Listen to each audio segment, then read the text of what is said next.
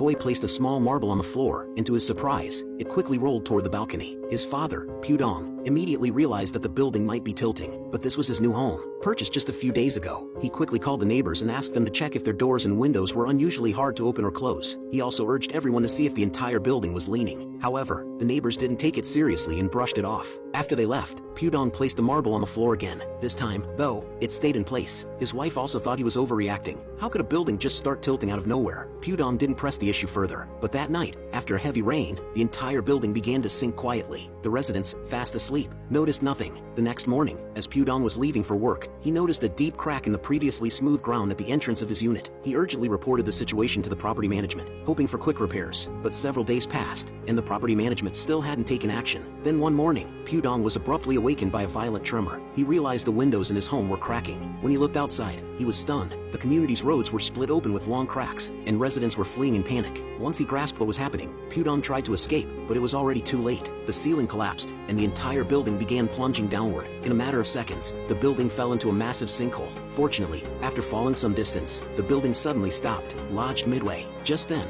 a car fell from above and hurtled toward the roof, nearly hitting their neighbor, Atai. Atai quickly lifted his feet and desperately pushed against the car. After finally managing to shove it away, the building began to sink again. Meanwhile, Pudong was searching for his son. That car had crashed through the balcony and landed right in his living room. Someone inside was desperately banging on the window, pleading for help. When Pudong collected himself and took a closer look, he realized the driver was actually his coworker. He frantically tried to pull the car door open to rescue him, but the handle came off in his hand. To make matters worse, the car began sliding backward. His coworker, Xiao Shuai, was screaming inside, yelling at Lao Piao. He also tried desperately to open the door, but he too pulled off the handle. Luckily, the car eventually got stuck against a wall, and Xiao Shuai managed to climb out through the window. After that, they found another trapped coworker, Xiao Mei, in another room. Everyone gathered on the roof, trying to call for help, but they were too far from the ground to get any signal. They could only yell toward the opening at the top of their lungs, but all they heard in return were echoes and their own heavy breathing. Then, Atai's son suggested they should first gather some survival supplies, so everyone started working separately. Meanwhile, above ground, search and rescue operations had already begun, but as soon as rescue workers descended into the sinkhole, the surrounding ground collapsed, forcing them to retreat. The rescue team then switched to using drones for exploration. However, the sinkhole was already more than 250 meters deep,